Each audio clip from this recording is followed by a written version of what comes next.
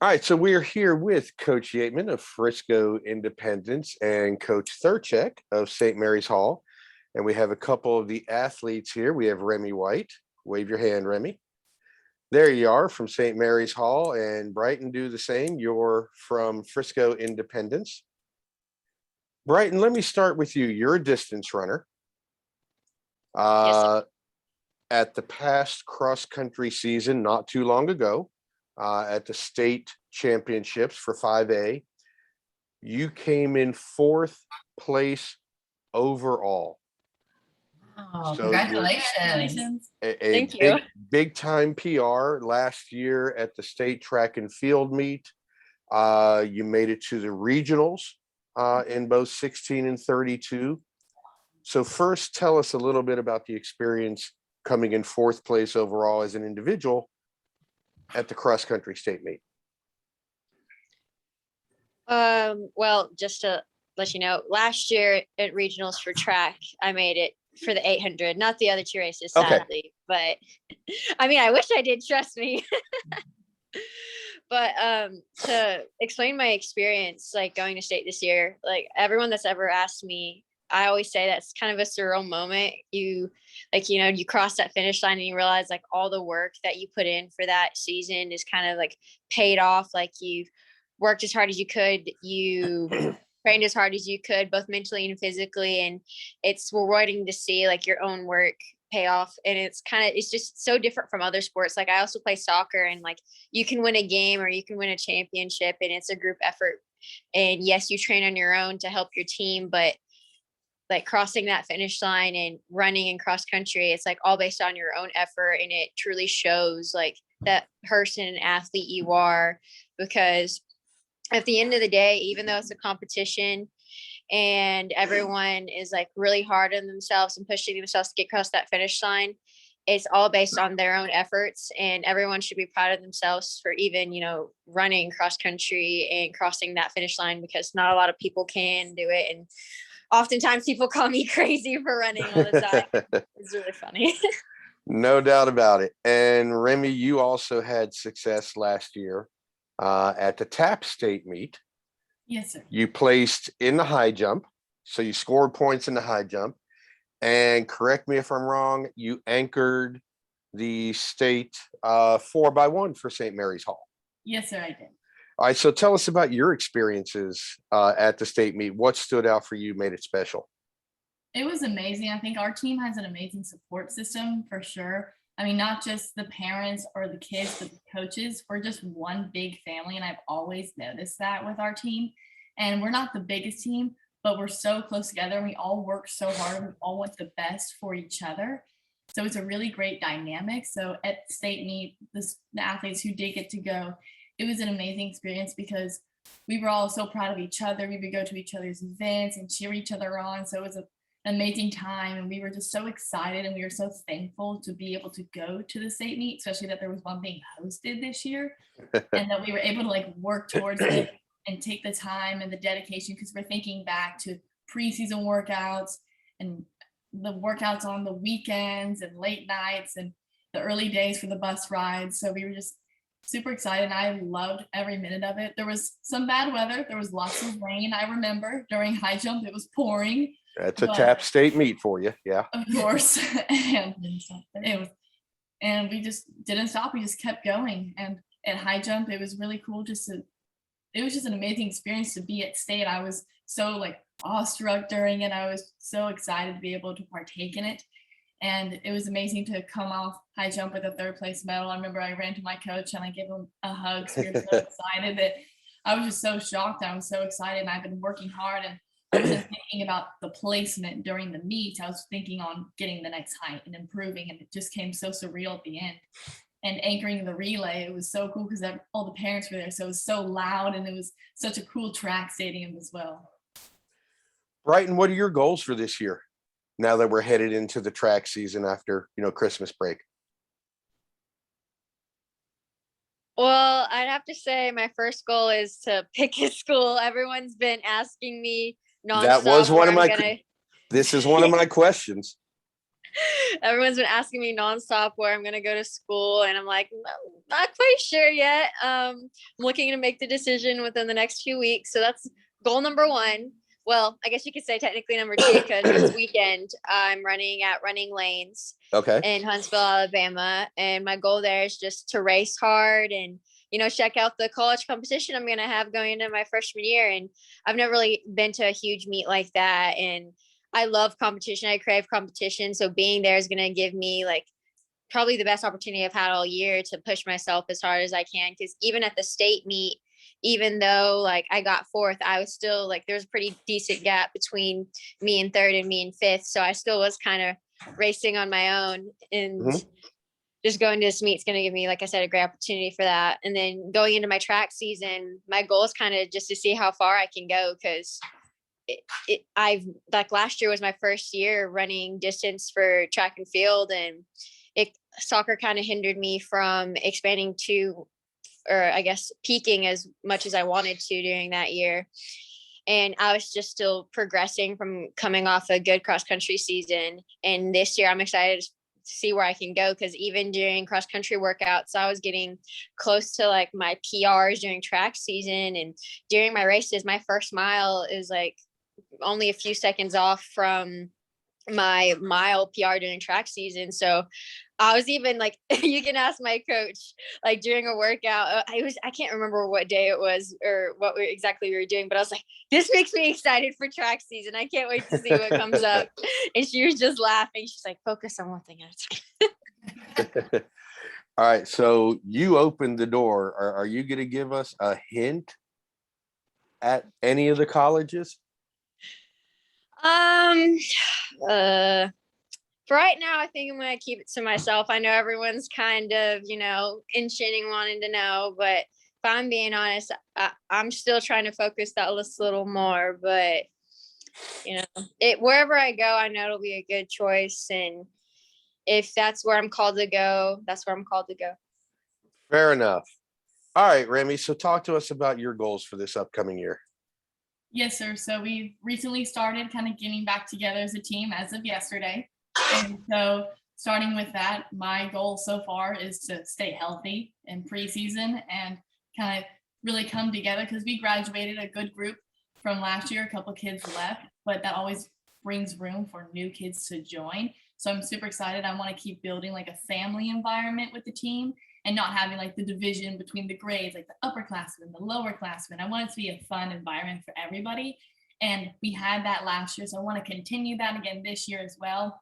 And for me personally, I just want to keep getting stronger or improving by at least 1% every day. That's kind of a mentality I have, to get better 1% each and every day, whether it's in the weight room or if I just stretched better or if I was better at my B skips this time. And so just finding a way to slowly improve and kind of take it day by day and soak it all in, because it is my last year in high school track. So to really take it all in and not take anything for granted as well. Now, you and I met a little over a year ago, and you started talking a little bit collegiately. You met a lady from Laterno. Have you gotten close to a decision yet? I'm getting close. It's around the December time as well, so it's kind of time to make those decisions. But I've been very fortunate and blessed by having the chance to possibly move on to the collegiate level. And so it's still kind of focusing and making sure that, just like before, just kind of making sure that I pick the school is definitely best for me. And I loved the coaches that turned in. They're super, super sweet when I met them the first time, and each time I've met them after. And it's just kind of focusing and kind of making sure, because it's in God's plan for sure. So nothing definitive yet for either of you. Mm-hmm. All right, Coach Aitman, I'm going to start with you. If you could, before we get to the main point of gathering everyone this evening, if you could talk a little bit about what makes Brighton so special. Well, her journey is quite unique, as she didn't run cross country her year. She played football. And so Say that again. She played football her freshman year. She didn't run cross country. But so she started out as a sprinter, and then she came to us and started cross country. let football go, and then ran track, and we had COVID that year, and then over COVID, she just worked her tail off and worked really hard for soccer, and it actually made her into a beast for cross country. I had people ask me who my move-in was, and I was like, she's been here the whole time. And so with her success, though, she's always been a humble person, and she's had a ton of success this year as well as last year, but she always makes it about the team. And she, puts God first in her life, and she runs for the important things and not just, the PRs and the medals and the glory for herself, but she's always mentioning the team and running for them and putting people first. And that transpires also onto the soccer field and into school. She's just a quality person who is so selfless, one of the most selfless athletes I've ever met. First person at practice, last one to leave, really puts in the work. And she had a really tough decision this year to pick, if she was going to run in college or pursue soccer, and she just felt the calling to run. And so I think that she's also very wise beyond her years, because she had to make a lot of mature decisions, and she was able to do that. But she's just a selfless person, great attitude. She really is like the heart of the team for cross country, and she's one of our people that also drives everybody on the track team, and with a couple other individuals. And so just a team player for a sport that's really easy to be an individual, make it all about you. She's always putting the team first. Well, I'm sure the girls are going to listen to her. She came off the football team. Brighton, tell me about that real quickly. Well, I can't exactly remember. I guess you could just say, like, in elementary school, I was really athletic. I played soccer then, and when we'd have recess, I played football with the guys. And back then I was small, but I was still a little more their size, so I could keep up with them. And I've always been very fast, at least sprint wise. I haven't always been fast distance wise, but I've been pretty fast sprint wise for a while. I attribute that to soccer, but yeah, I just in elementary school, I loved playing football with the guys. And then I moved to Frisco my 7th grade year and kind of joked around about it. And so one of the guys was like, "No way, you won't try out." And I was like, you know what? Why not? Like, what's the worst thing that's going to happen? Like, I went up to my mom and I was like, "So football has practice tomorrow. Will you drive me?" It was like, it's at 6:45 in the morning. And she was like, "No." And I go and walk up to my stepdad, and he's like, "Heck yeah, I'll drive you anywhere.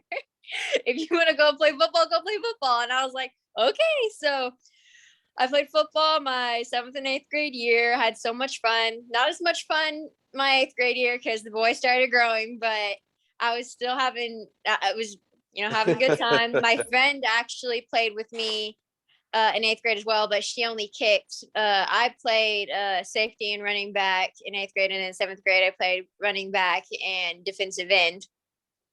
And then freshman year, again, the boys grew, sadly enough, and I still stayed my short 5'4" self. And I was like, okay, I'll kick. I'll give it a try. I mean, I'm a soccer player, and I've got some legs. I mean, I wasn't that great at it, but I just loved how they still hyped me up.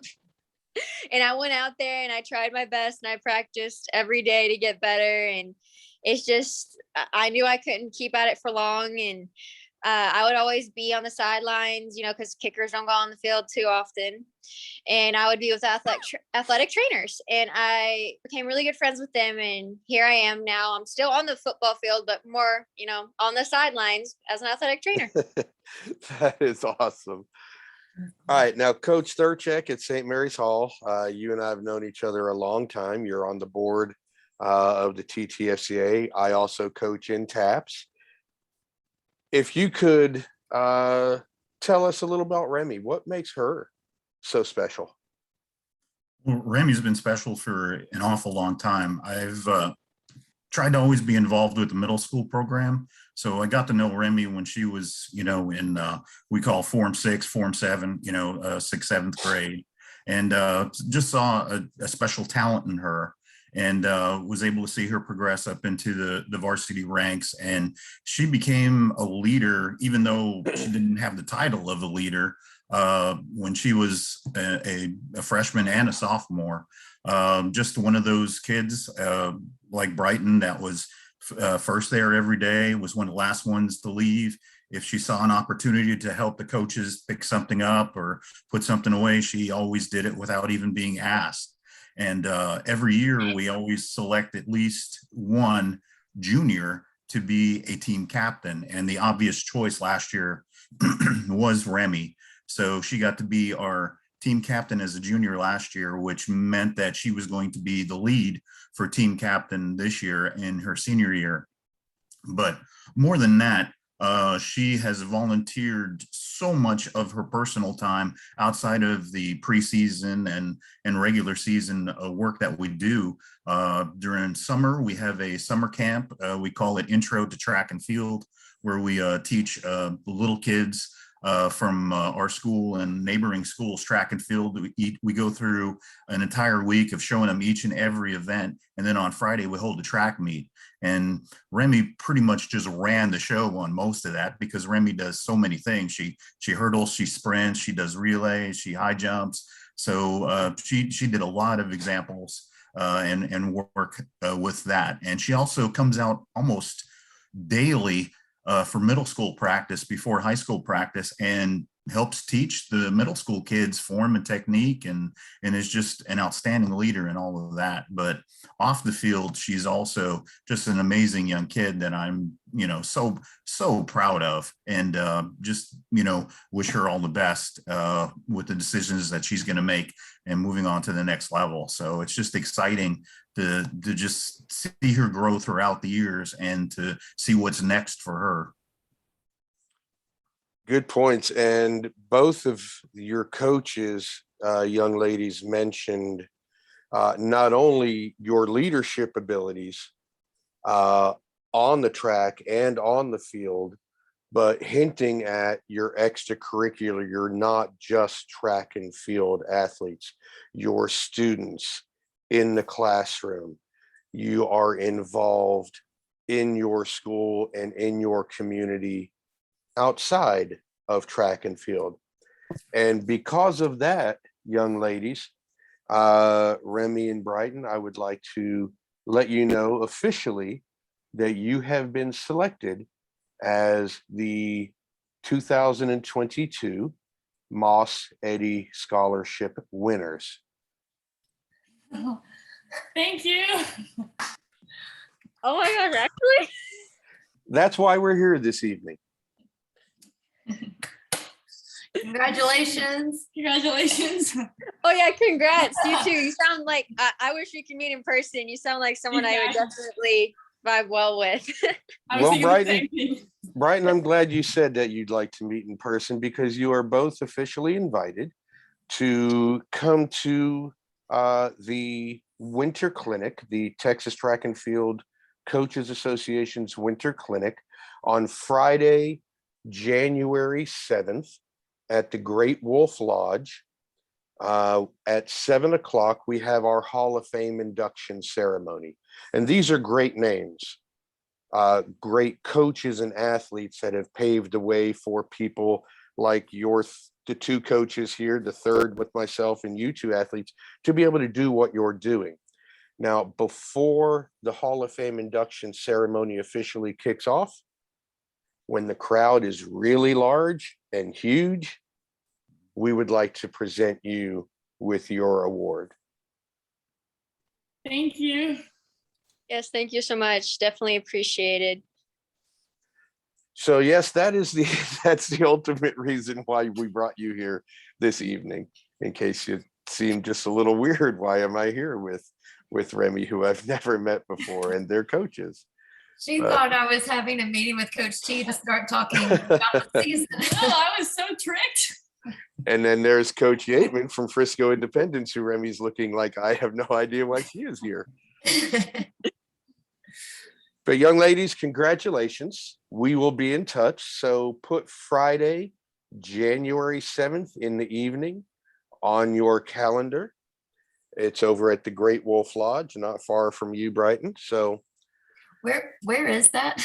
the Oh, Great I'm Wolf Lodge is sorry, in it's probably Grapevine. really far away from you.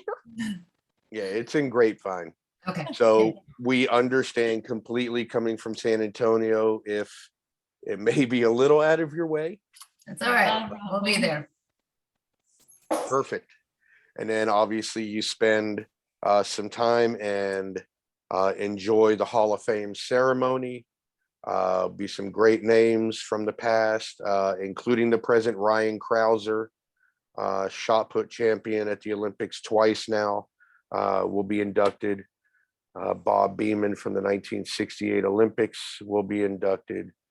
And many of the great coaches, Victor Lopez, Pat Henry, Ted McLaughlin, a lot of great coaches, a lot of great stories. And ladies, you'll meet a lot of wonderful coaches and former, current Hall of Famers as well. So I want to take just a moment to thank you, Coach Yateman, for being here this evening. Thank you, Coach Thurchek, as well, for helping us organize the two ladies to be here. Yeah, thank you, Stuart, for everything that you did for the, Texas track and field. I think you do an awesome job promoting the sport. Really appreciate it. Greatly appreciated. Great. Appreciate your time this evening. And Stuart, they'll be able to also sit in on the clinics too, won't they? You are free to come up all day Friday and skip school. I didn't say that out loud. And as much as of the clinic as you would like to attend, you are free to. We have 20 presentations between Friday and Saturday, and we have 12 more virtual Monday through Thursday after that weekend. You are free to attend as much as you would like. Thank you. Yeah, Remy, we have plans on you coming up with the coaches on Friday. Sounds like a plan. You know, she loves a good bus ride. We don't travel bus. We Travel Suburban. a nice Suburban. Well, everybody, I'm going to bid you a fair good evening. And for Remy and Brighton, hope we made your evening just a little bit better. Thank you so much. You are welcome. Good luck at your race, Brighton, by the way. You're muted, Brighton. Sorry, there's no quiet place at my house, even if I go out in the garage. So I have myself muted. Anyways, I was just saying good luck to your track season. I'm sure I'll see you again, but might as well. All right. Have a good night, everyone. Thank you so much. Bye. Bye. Thank you.